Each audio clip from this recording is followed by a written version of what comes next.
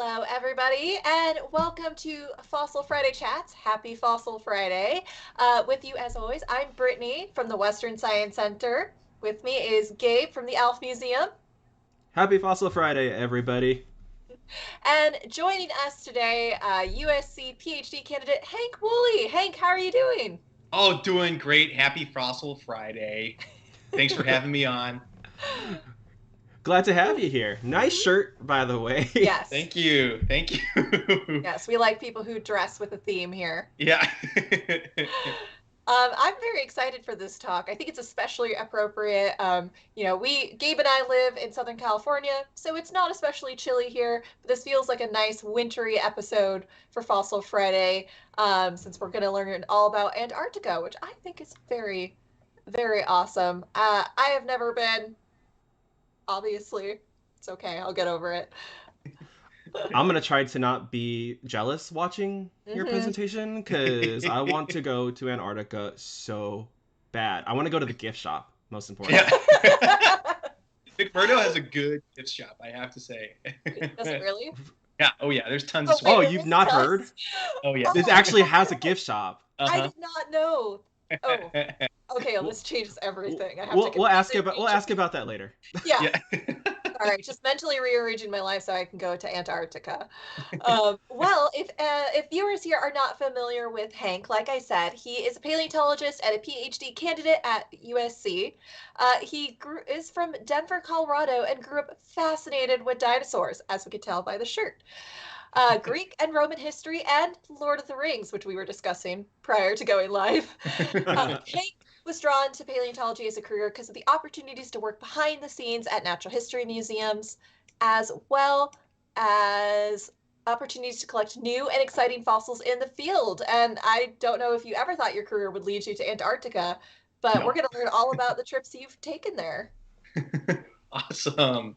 Yeah, so again, if anybody has questions for Hank, go ahead and put those in the chat. We'll have a Q&A session afterwards, and we'll try to get to as many of those questions as we can. So Hank, whenever you are ready, go ahead and take it away. Awesome. All right. Well, thanks, Brittany, and thanks, Gabe.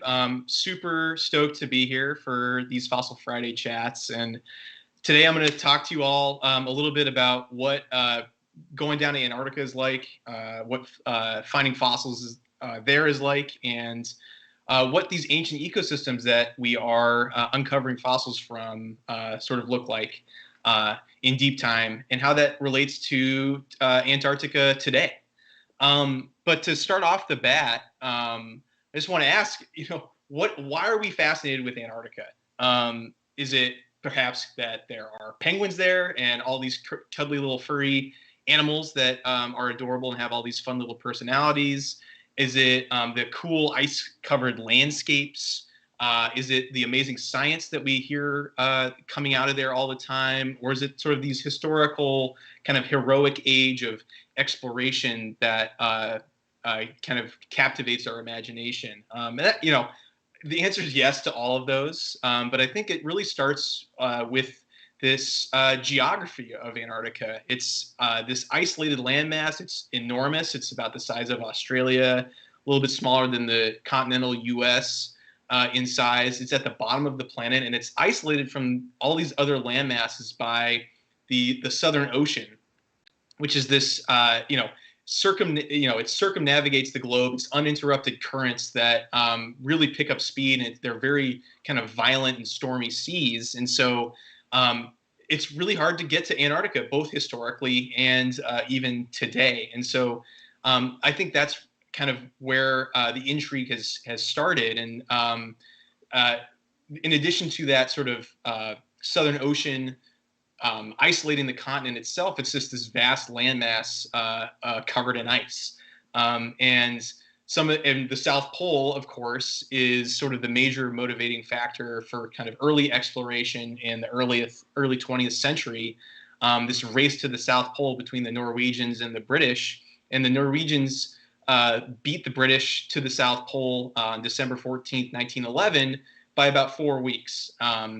And they got to come back alive and brag about it, have bragging rights about it. And the British expedition, this Terra Nova expedition down here on the bottom right, they didn't make it back alive. And still important, even though they didn't make it back to tell about it. And of course, there's also the famous Ernest Shackleton expedition, where they were trying to go across Antarctica and navigate across the entire continent, but they got stuck in the sea ice for about a year and a half and couldn't make it any further. But they still, all the crew made it out alive, and so that sort of harrowing, all these harrowing tales of this heroic age of exploration got Antarctica, literally on the map. And while during these sort of exploratory missions, all sorts of cool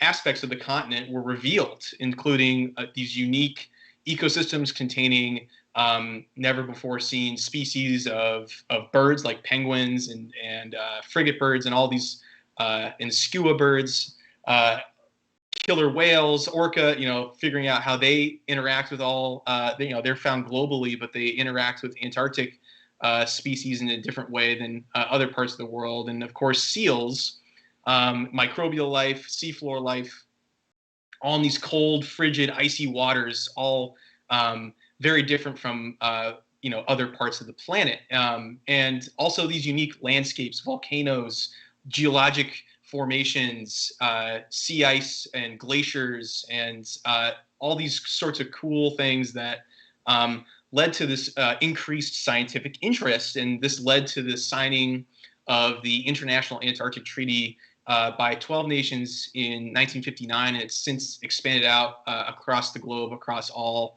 continents. And this sort of treaty keeps the continent in a state just for science, right? For us to understand it from a scientific perspective. No land claims can be made, and we're just there to understand this really unique landmass on Earth. And with all of these countries signing on, there's all kinds of research stations all over the continent, from on top of ice sheets at the South Pole, on islands, and you can get to these stations in various different ways. And we're learning so much about this continent and what it's like there. Two of the places that I got to visit are the McMurdo Station and Scott Base. And McMurdo Station is where we sort of based all of our operations out of, and it's the largest research station on the continent out of any country, and the largest U.S. base. And Scott Base is on the same island as McMurdo Station. It's actually about maybe a 3/4 of a mile walk. So we often could go over to Scott Base and check out and see what they were doing there and some of the public spaces there. So tons of collaboration, international collaboration that goes on here, and serves as all these research stations serve as hubs for all kinds of cool science: climate science, biology, ecology, volcanology, geology, astrophysics, glaciology, limnology, and oceanography, and even art. There's resident artists who are and seasonal artists that live at McMurdo Station to help depict these landscapes in different media. But we're all here to learn about fossils, and so these bases also serve as hubs for Antarctic paleontology here. And we've actually known about fossils in Antarctica for basically as long as there's been sort of major exploration of this continent. And this same Terra Nova expedition, this ill-fated Terra Nova expedition led by Robert Falcon Scott here in the center, depicted in the center, they actually found fossil leaves of this tree, this ancient tree called Glossopteris. And in fact, they found 45 kilograms of these leaves on their expedition in 1911 and 1912 and carried them on their sledges even to the South Pole. And they didn't even make it back, but later their equipment was recovered and these fossils along with it. So basically, as long as there's been sort of Antarctic exploration, we've known that Antarctica has played host to different kinds of environments other than these sort of desolate ice-covered landscapes. They were at least home to rich forest environments. And later, the discovery of terrestrial vertebrates in the 1960s helped sort of cement this theory of continental drift and plate tectonics because of their similarity, and actually they're sort of the same species as those found in other land masses across the globe. And so Antarctic fossils, along with bathymetry and cartographic work by geoscientists such as Marie Tharp, sort of finally confirmed this initial theory put forth by this geologist named Alfred Wegener that, hey, the continents were all connected, and all the things that were living on these continents, including these Antarctic fossils of this species called Lystrosaurus and Glossopteris, they were all part of the same landmass at one point. So Antarctica has this really important place in the history of the planet in terms of our understanding and how we sort of piece together the past. And because of this, and since these discoveries, paleontology has sort of expanded outward across the margins of the continent. And I'm just going to highlight a few places where there are current research projects ongoing. Near McMurdo Station in the dry valleys, there is fieldwork going on looking at the Devonian rocks there and uncovering ancient ecosystems that might have led to, the fish tetrapod transition, when fish started to go onto land and become walking animals. And these are really old rocks, 419 to 358 million years old. In the central Transantarctic mountains, if you move a little bit further south, you get these amazing early Triassic ecosystems that are part of the recovery, this global recovery from the largest mass extinction in Earth's history, the Permo-Triassic extinction. Really incredibly diverse terrestrial ecosystems that contain ancient mammal relatives like Lystrosaurus, ancient relatives of dinosaurs, birds, and crocodiles like Prolacerta. Thrinaxodon is another ancient mammal relative, and then weird things like parareptiles called Procolophon that are not quite reptiles. They're these funny little burrowing animals, and tons of giant amphibians as well. It's this kind of the richest picture I think that we have, and most complete picture that we have of an ancient ecosystem in Antarctica.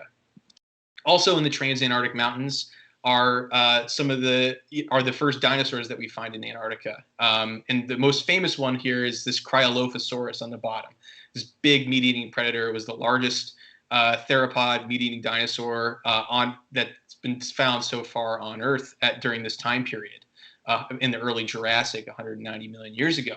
We also find long-necked sauropodomorph dinosaurs like Glacialosaurus, like the foot and the kind of knee of that animal. We also find little teeth of mammal relatives called tritylodonts and flying reptiles. And so there's more and more cool stuff coming out of this time period in Antarctica.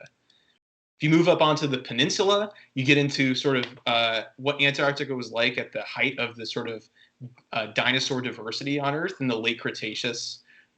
Things like giant marine reptiles like this mosasaur tenuosaurus, this skeleton that you see on the top left. And then you also find remains of armored dinosaurs and long-necked dinosaurs and big meat-eating theropods and duck-billed dinosaurs up there.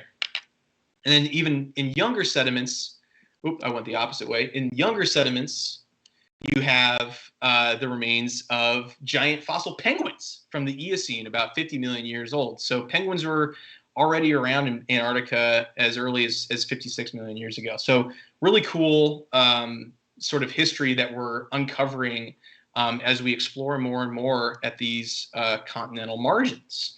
And so this is really cool. And as I present these fossils to you, something you might be wondering is, how the heck do we collect all these fossils? How do we get down there? What's it like to do field work in Antarctica? And what do you find? So I was lucky enough in 2017 and 2018 to be a part of this wonderful crew of paleontologists and geologists and mountaineers to explore the central transantarctic mountains in the Shackleton Glacier region.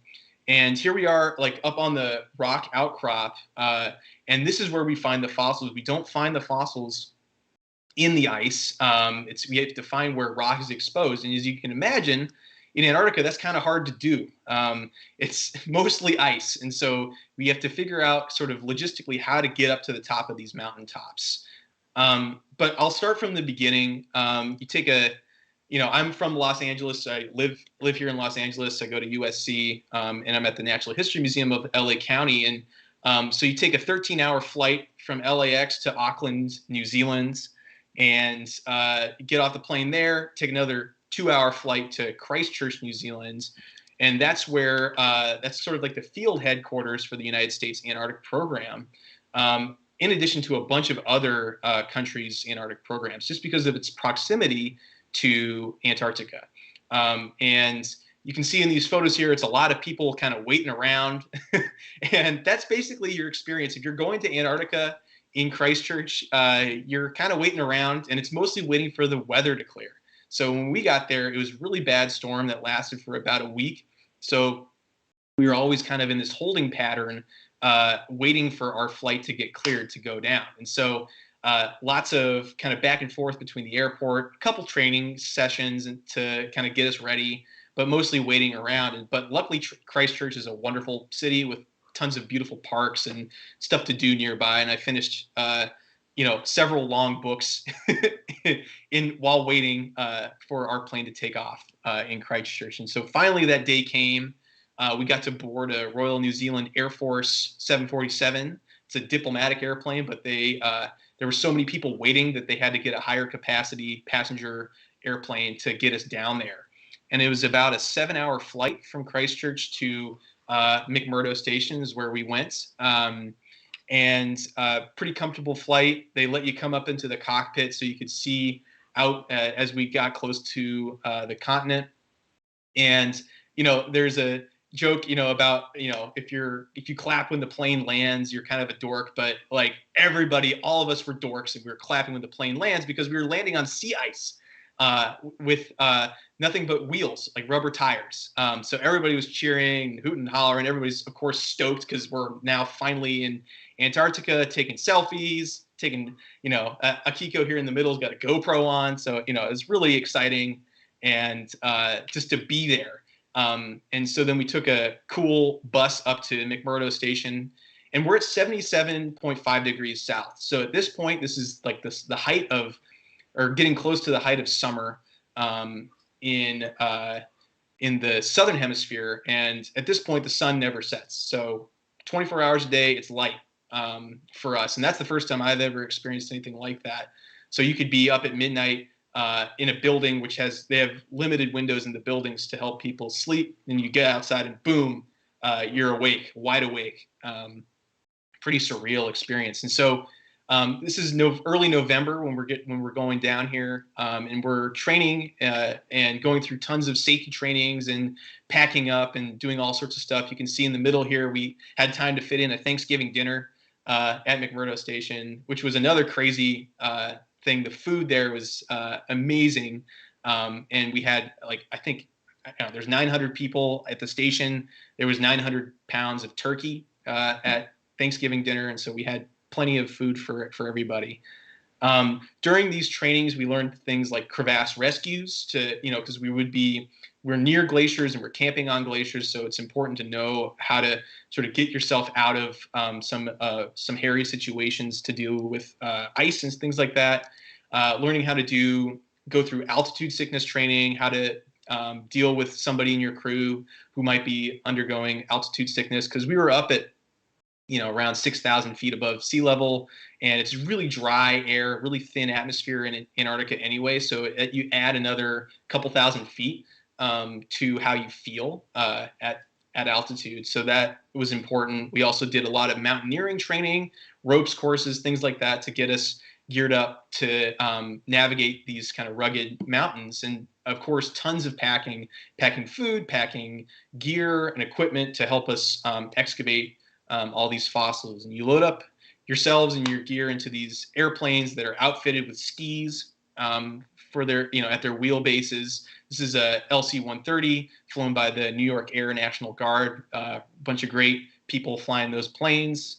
And I actually got to fly on this awesome hunk of machinery. This is a Basler, and apparently this Basler flew in the D-Day operations as a cargo plane, and it's since been converted to a cargo plane, but for Arctic and Antarctic research. So they fly down to Antarctica in our wintertime in the Northern Hemisphere, and then in the Northern Hemisphere summertime, they aid in Arctic work. So really cool. So take this Basler, get our gear, fly from, take off of the sea ice at McMurdo Station. It's about a 3-hour flight to the Shackleton Glacier in the central Transantarctic Mountains. And so this is what it's like to land. This is me taking a video out of the plane. You can see the tents of the camp here on the glacier. It's about 5 miles wide, so it's a pretty vast glacier. You can see ice falls cascading out in the background. You see it's a bit of a bump because you're also landing on glacial ice. It's pretty intense. And this is what our camp kind of looks like up close. All those little tents in the background are where our sleeping tents were. That was like our tent city. One of my tents is on the far left that I got to sleep in. And then all these long tents are for sort of the big long one is the galley. That's where we ate. Tons of field and equipment tents, laboratory space and things like that. We had electricity. We could watch movies. We streamed like Christmas movies and pretty much all day on Christmas Eve. Watched my first time watching Die Hard was in Antarctica. So that was pretty fun. So we had tons of amenities for us, and I'll just kind of zoom out here to sort of give you a sense of scale. And really far out, and it looks like, we had this fun little community, but as you zoom out, it's like, wow, this is a vast landscape, and we're in the middle of, this wilderness. And it kind of feels like a little bit of like a Whoville situation. But in this little Whoville, we had tons of fun. It was a great group of scientists together with an amazing support staff, and that includes chefs and cooks and helicopter crew and doctors and medical crew and all sorts of logistical staff, communications. It was an amazing thing to be a part of in this remote area on this glacier. Everybody's pretty talented. We had open mic nights, things like that. Had tons of fun. We even had a Christmas carol group called the Mistletoes, where we actually rehearsed a bunch of Christmas carols to sing to all of the other research stations on Christmas Day. And you can see Kat here on the left holding up a microphone. and that was a super fun thing to be a part of. And we also, it was sometimes warm enough where we could have beach volleyball tournaments. And there was a USA versus Canada beach volleyball tournament that we held on the ice. And so, tons of fun in it, but it wasn't all fun. We also got to business. And so these were our two sort of commuter buses, if you will, or we called them Shackleton Ubers, to get us to where we wanted to be, up in the hills in the background, to look for fossils. And so the reason why we were there as a crew was to investigate mass extinction and recovery at high latitudes. And what you're looking at here is a timeline of sort of biodiversity in Earth's history. Oldest is on the left and youngest is on the right. And you can see a general increase in biodiversity as you go from the oldest, this Cambrian on the left, all the way to the modern on the right. And throughout this sort of increase in biodiversity, we have some major mass extinctions, and 5 of them in particular are the big 5. And we're arguably in a 6th mass extinction today, so we should maybe alter this title in the future. But what we wanted to investigate was this, aftermath of the end Permian mass extinction about 250 million years ago. And this was the largest mass extinction to date in Earth's history. And it's a crucial point in sort of this transition from ancient life sort of into kind of modern sort of ecosystems, even though it's 250 million years ago. And the rocks in the Antarctica that we were looking at sort of document this recovery from the mass extinction in the early Triassic period. And we wanted to understand the dynamics of these ecosystems in high latitudes, and compare them to sort of coeval terrestrial ecosystems that occur in places like South Africa and Zambia, and to get a better understanding of global extinction recovery. And what's amazing about Antarctica throughout its geologic history is that it's stayed at the same relative spot. It's always kind of been this kind of polar light regime, so it's always had winters where the sun never rises and summers where the sun never sets. So it's always been unique in this way. So any kind of fossil you find there is going to be living a very different life than a fossil you would find in, say, North America, in the United States, for instance.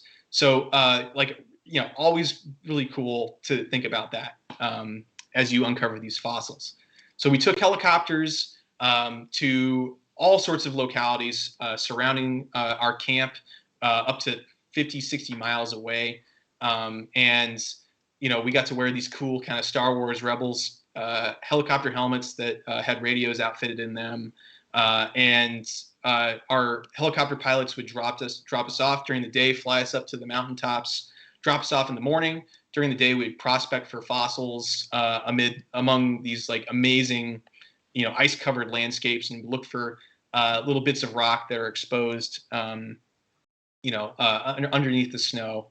And you'd be looking and searching, and you finally kind of come across these little white specks in these rocks. And here, this is a fossil that I tripped over while I was prospecting with the crew, and it turns out it's a partial foot and a vertebra and some ribs of this little parareptile relative, or a reptile relative called Procolophon, this little stout burrowing animal. And the rocks that we find these fossils in are really hard. They're really what's called silicified, kind of cemented together. And so you can't just kind of do what you see in the opening scene of Jurassic Park, which is they just take a brush and brush away the sand. It's really like kind of digging through concrete. And so we have to use construction equipment like diamond bladed rock saws and jackhammers to sort of loosen up the rocks surrounding the fossils before we can kind of excavate them and use more fine tools. And we still use things like brushes and hand tools, hammers and chisels to sort of do the fine tuning. But lots of stuff to lug up the mountain every day to sort of help us get these fossils out of the ground. Once they come out of the ground, they're usually pretty amazing. This is an articulated skull of an amphibian that is, this is about, I don't know, 5 centimeters long. You can sort of see the little teeth there at the top. It looks pretty junky, but it's a really nice skull. And you can even get beautiful articulated skeletons here. And this is a skeleton of a Procolophon as well. It is the front half, so you can see the snout with the skull at the top, and then vertebrae, ribs, and then the 2 kind of front limbs there. So an amazing find by Roger there in the background. Sometimes it was even warm enough where you could take out plaster and actually plaster these fossils to protect them as you excavate them. Usually it was below freezing there, so if you tried to use plaster of Paris, that water would freeze really quickly.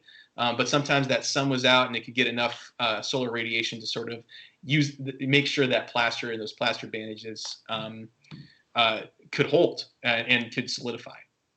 And oftentimes we would put the fossils that we collect in our backpacks and just take them out and get them on the helicopter. But sometimes if the specimens were heavy enough, you need the help of the helicopter itself to lift it off the ground and take it back to camp. So here we have a helicopter with what's called a sling load. You put the fossil in a bunch of netting, and then you bundle up the netting, attach it to a rope, and you hook it onto the bottom of the helicopter, and the helicopter takes it away. So really, we wouldn't be able to do this without the help of helicopters. Essentially, we wouldn't be able to get onto the outcrop. Wouldn't be able to do a lot of the heavy lifting without some of this modern machinery. So we're grateful for that. After 6 weeks of doing this, and about 3 showers later, we had a blast collecting and exploring all these amazing scenery, vistas and outcrops. We found about 200 fossil specimens and packed them up and shipped them back to our various museums. And now we're in a really exciting stage where we're beginning, we've unpacked the fossils. We're beginning to prep out some of these fossils and reveal some really amazing specimens that, we thought they were cool in the field, but now they're getting even cooler as we get them in the lab and are examining them for various projects. And one of the projects that I'm working on is putting some fossils through a CT scanner at a hospital and getting 3D reconstructions of this ancient relative of dinosaurs, birds, and crocodiles called Prolacerta, and getting these really kind of high res. This isn't as high res as it's going to be. Images to help us understand what's beneath the rock, what sort of anatomy is in these remains of the skeleton. And since we got back, all members of our team have been publishing amazing studies with various colleagues, and including the first or some of the earliest evidence of hibernation from these Lystrosaurus reptiles that we found, or not reptiles, early mammal relatives. They're kind of reptiles, but and then also amazing, cool, bizarre amphibians from Antarctica. Think about amphibians living in Antarctica today. They couldn't do that, but back then it was warm enough to do that. And even ancient mammal relatives. And so we're slowly piecing together this amazingly rich ecosystem that's part of this kind of global recovery from a mass extinction event. And what I want to tie this back to Antarctica today, because by understanding past extinction events, and especially understanding their recoveries, we can help sort of provide contextual data for predicting and managing changes in today's sort of high latitude Antarctic and Arctic ecosystems. The Arctic, we've been hearing on the news a lot about how devastated it already is by the effects of global warming. And by understanding changes in Earth's past, particularly with biodiversity and climate, and piecing those together, we can help understand what might happen with polar ecosystems today. So with that, I just want to thank everybody for coming in and listening today. And I want to thank all these funding institutions, the NHMLA, USC, and of course, Western Science Center and Alf Museum for having me out today to talk about all these fun fossils in Antarctica. So thanks, and I hope you have some questions, and I can't wait to answer them. Okay, I like you, Hank. You're my friend, but I absolutely hate you, and I'm jealous of you right now. So you're Yeah, gonna give me like it's 2 minutes to intense. calm down. It's intense. Yes. No Now, worries. most important question: who won the volleyball tournament? Oh, good question. USA. Oh, Actually, no. USA. No, Canada. I think it was Canada. I don't no! Ah, no. know. Oh, That I have. Oh, go ahead, Gabe. Sorry. no, go ahead. I'm just gonna keep being jealous. So go ahead. I have a question. So Yeah. you talked a little bit about, doing field work, getting equipment out there. I think when most people think about paleontology field work, they think about very like desert landscapes, very like very hot field work. Right. What's it like having to do field work in a climate that's much colder? How does that change the way you do field work? How does that, you know, yeah, I'm just curious about the contrast between what most people think of field work is, you go out in the desert and you dig up fossils and it's hot and it's miserable, but it's fun, Right. and digging up in Antarctica, which is a completely different climate. Right. Totally. Yeah. I would say it's you have this advantage in that if you get hot, you can take your layers off. Right. So that's not something that a luxury that you normally have. Doing field work, for instance, in the American West in the summertime. Right. But in Antarctica, like you can bundle up and they give you, we are outfitted with, you're really well prepared, right? You have great equipment from the U.S. Antarctic program to make sure, and you've undergone tons of training to know what to do if you get cold. And we also have, radio, we can radio a helicopter, if it's good weather and uh, everybody's cold, you can get on the helicopter and get back and get warm pretty immediately. But yeah, you're walking around in mountaineering boots, for instance. Like I was wearing these big kind of plastic, uh, basically ski boots with rubber soles to help protect my ankles and keep me warm. And you're, oh, Uh, do we lose Hank? I think we might have just lost Hank. I'm back. Uh, I'm Oh, back. okay, we can hear you. Yeah, you can hear me. you're just a green screen now. You're just literally That's a green cool. screen. Well, hopefully that comes back. My Okay. camera says it's on, but the joys of Just imagine Hank being yeah. here. Just imagine I'm here. But you're basically you know you're at high altitude. You're trying to just kind of pace yourself and stay warm. Your lunches are a little bit different too, and that in that you're drinking hot. Oh, Oh no. oh no. I swear I didn't do it. All right, we'll see if Hank can come back in a second, really quick. All right. But as we're Sorry. waiting for Hank, I'm. Oh, go ahead, Brittany. Go ahead. I was gonna say, I'm very jealous. That was such a cool adventure. Yes. It was Like, great learning about some Antarctic paleontology. and it's not just that, but it's like like he was saying, the whole thing about adventure, right? To go to Antarctica is this long history of like Mm-hmm. from the first people and getting to follow in those footsteps is so cool, Mm-hmm. and literally being able to um, go to these places and see things that very few people on this planet get to see. It's very cool, and in the name of science. Mm-hmm. Alrighty. Okay, let's see if we can get Hank back. Give me 1 second, everybody. We'll be right back. Give Yeah. me 2 seconds. Hold on, everybody. Sorry for the technical difficulties. We'll be right back.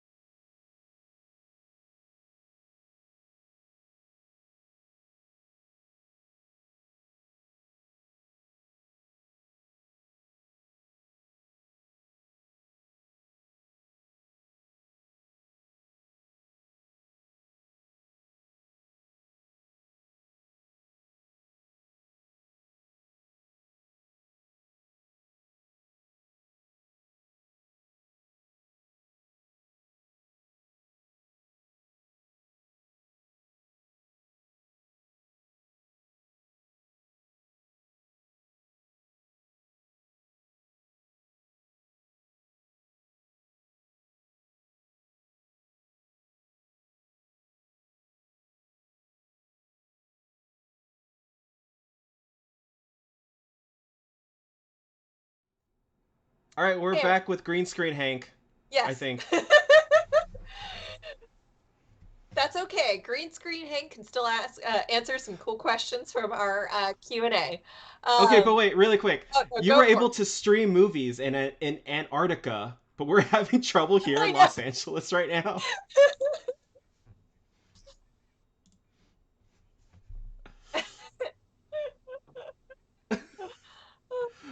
Hey, we're making work.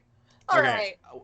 Um, this question is from Jared McGowan. Hi, Jared. How many fossil-bearing formations have been identified so far in Antarctica, and what time periods are they from? Yeah, that's a great question, Jared. So I highlighted 5 kind of areas in the presentation. I wish I could share my screen, but the that I know of, at least that have been excavated and explored in the past. So there's kind of Devonian rocks, which are the oldest rocks that we know have vertebrate fossils. That those are about 400 to 350 million years old. And then you jump up in time to the rocks that I got to explore from the early Triassic that are about 250 million years.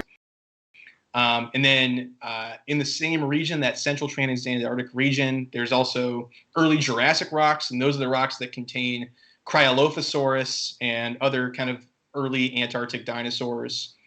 And then move up onto the peninsula. That's a really fossil-rich region too, with late Cretaceous fossils that are both kind of at this kind of marginal marine area.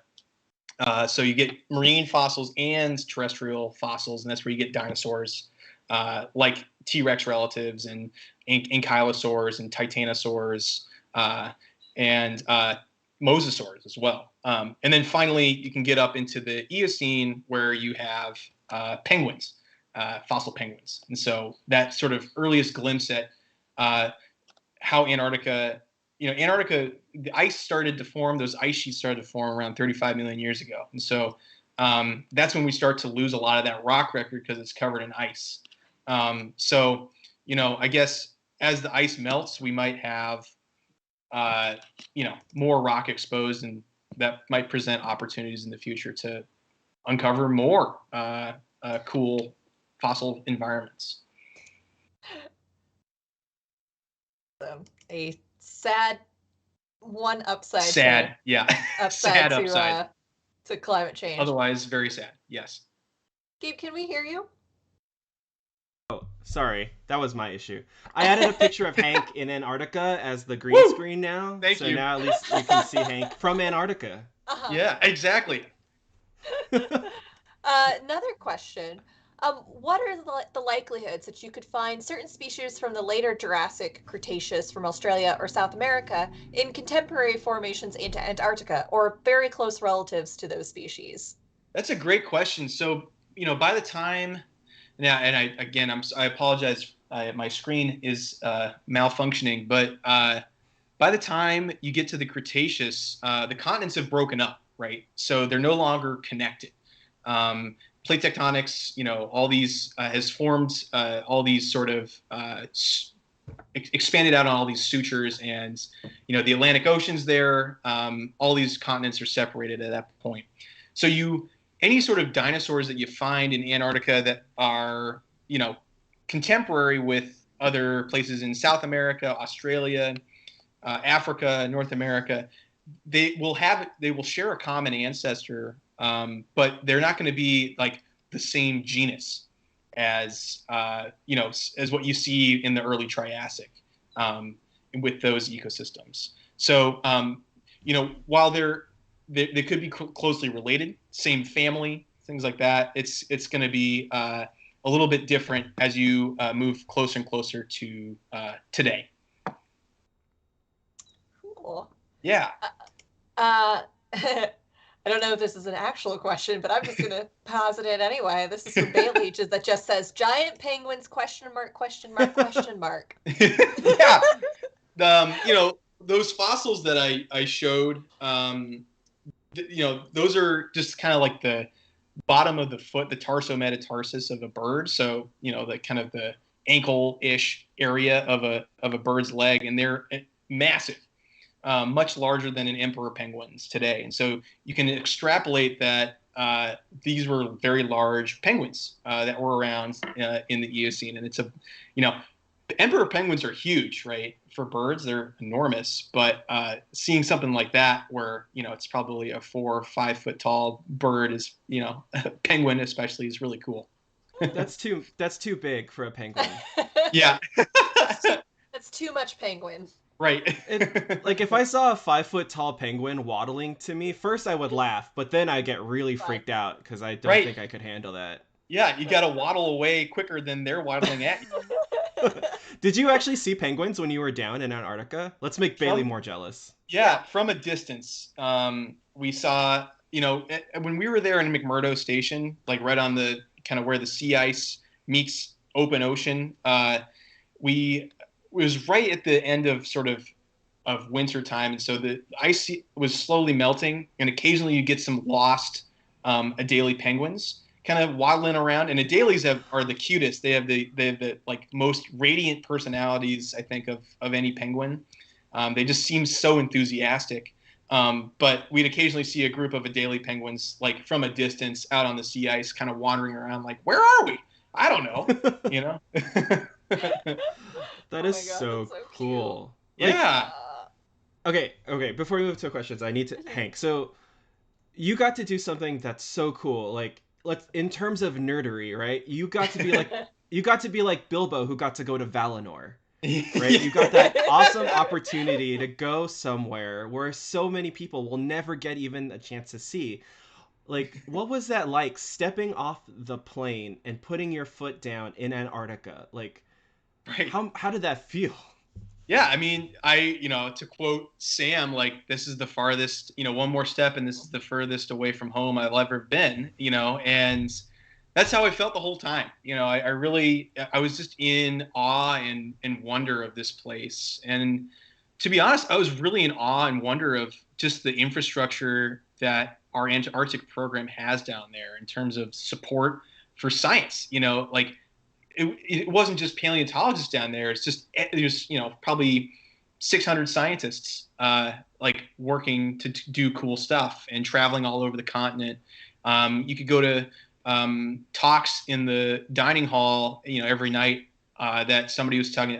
Here's a cool thing that we found in the glacier. Here's some cool microbial life that we're finding that lives in the dry valleys. It's really like a surreal community. It felt like a college, but like not, at the same time. You're learning stuff all the time. You're in this like unique landscape. It's light 24 hours a day. You're like, your whole system is completely operating differently. And I feel like extremely lucky that I got to go down there, and extremely lucky that the reason I got to go down there was to be a paleontologist down there, That's awesome. How do you sleep when like there's just sunlight all the time? Yeah. So, when you're in McMurdo, you're in a kind of a dorm room, and none of the dorm rooms have windows, or if they do have windows, they have blackout curtains. So you're able to sleep pretty easily. You do feel tired when you're indoors, and you're indoors most of the time because it's freezing outside. But, so that's easy. When we were out on the glacier, you're in a tent, and there is no sort of blackout curtains that you can have in a tent if you've ever slept in a tent before. And so I just bought an eye mask, and I used an eye mask, and it works really well, because you're out there working hard, all day, and your day there's still a rhythm to it, even though it's light 24 hours a day. The sun changes its angle, so you kind of know when it's getting late, or getting toward bedtime. I don't know if it felt late, but bedtime. But yeah, I used an eye mask, and I slept great. It was awesome, and that's not the case for everybody, but I slept awesome. It was awesome. Alrighty. This question is from Andrew. Is there any evidence of vertebrate burrows in the lower Triassic rocks? Oh, great question. Yes, there is. And I actually, if I could share my screen, there's a photo. Our group collected a ton of burrows. And that's a great question, because a lot of these animals that we're finding had kind of robust forelimbs, and you see that a lot in today's burrowing animals like badgers.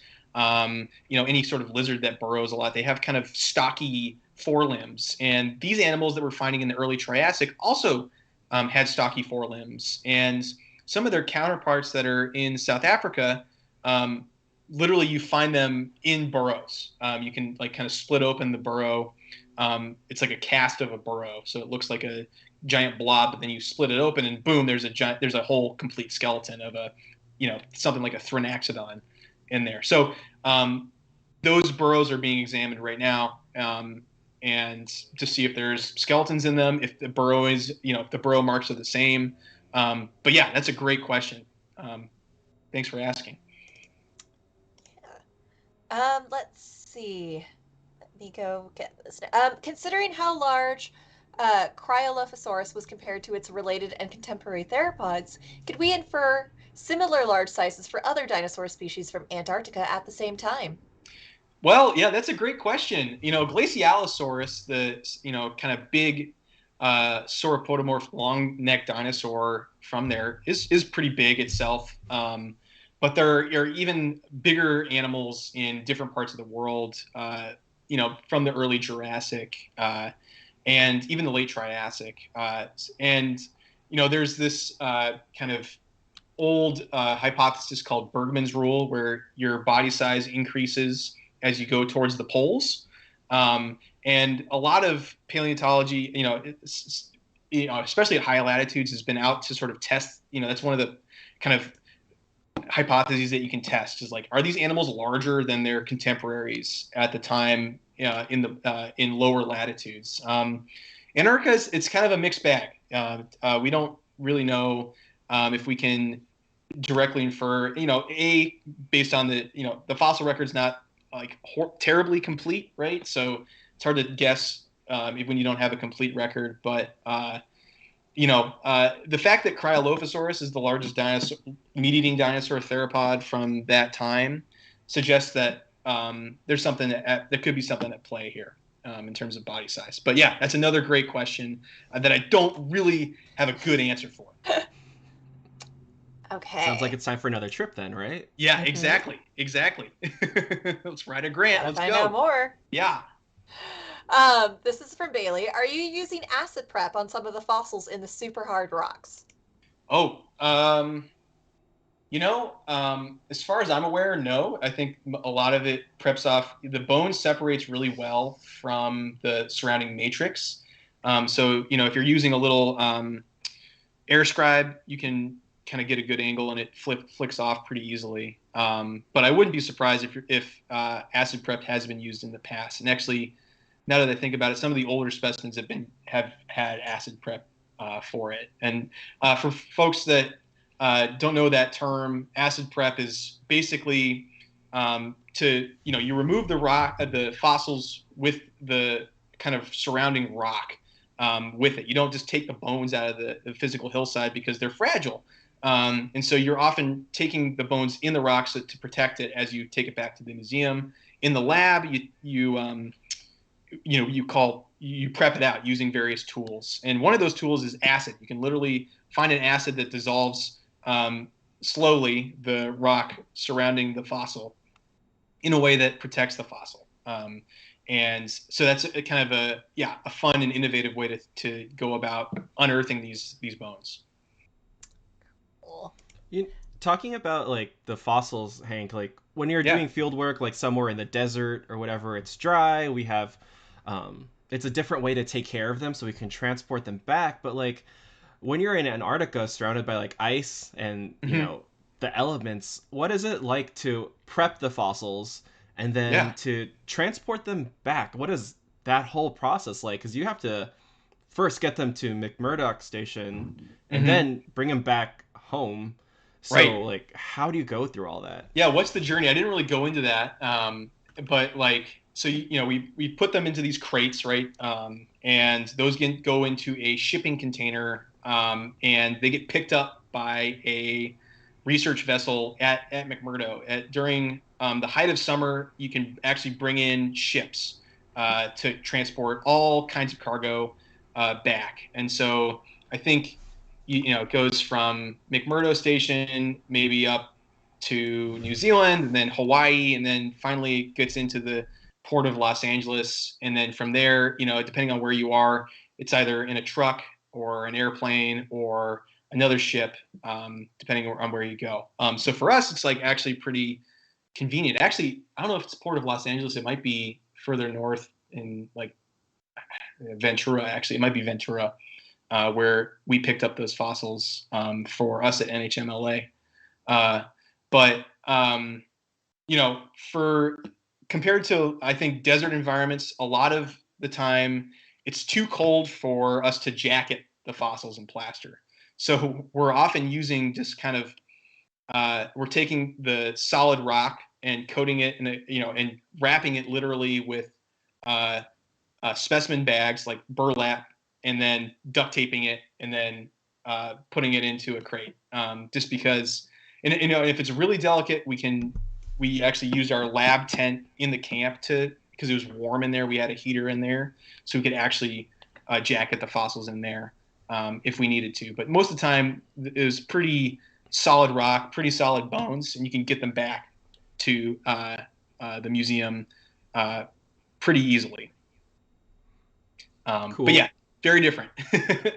Did you ever get scared of unearthing an frozen alien that would take over the rest of your lab mates' bodies?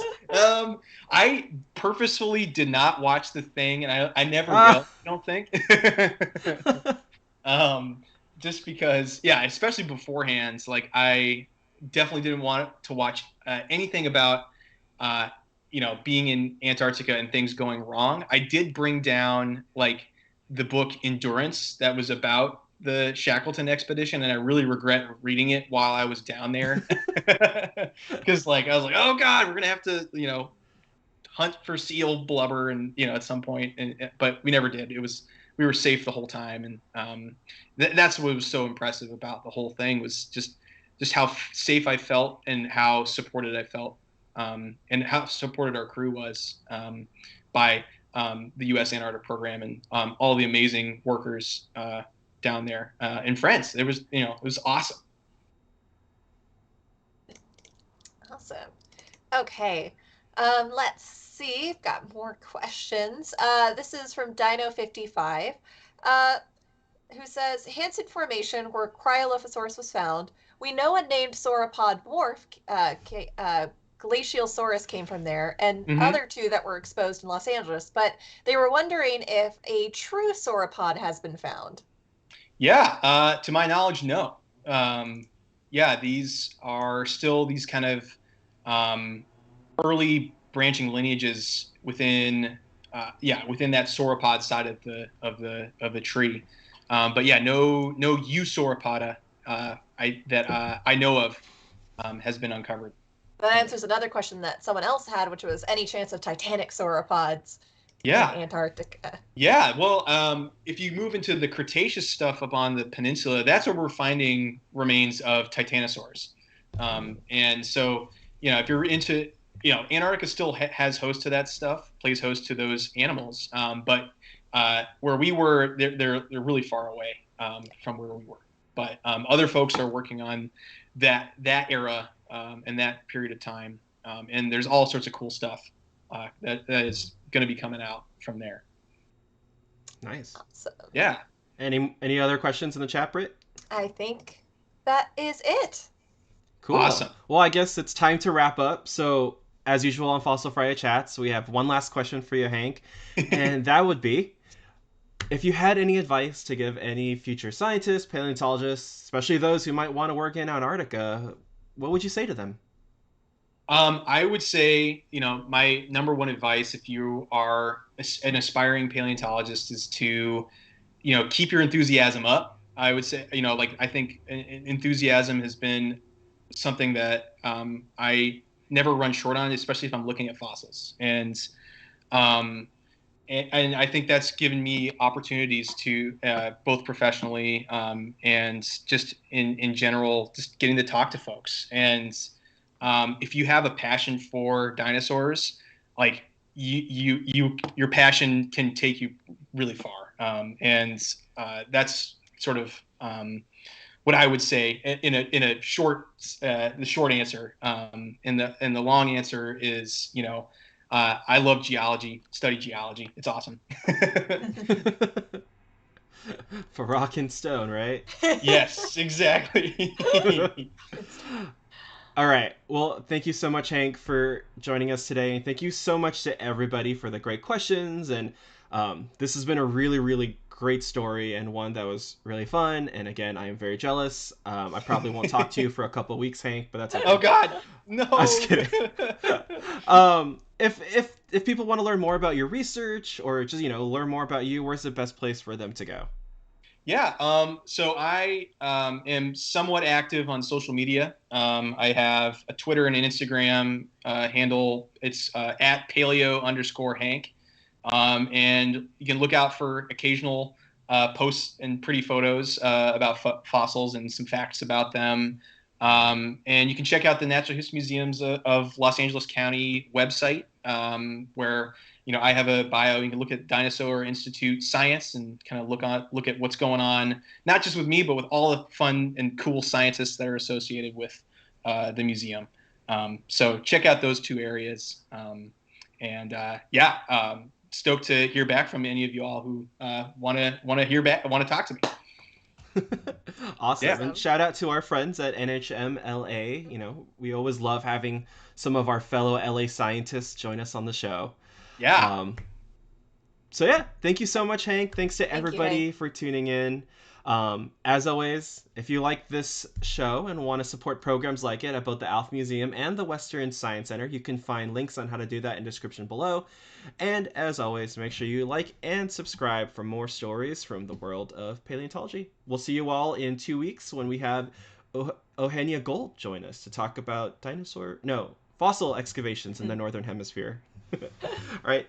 Bye, everybody. Awesome. Thanks, everybody.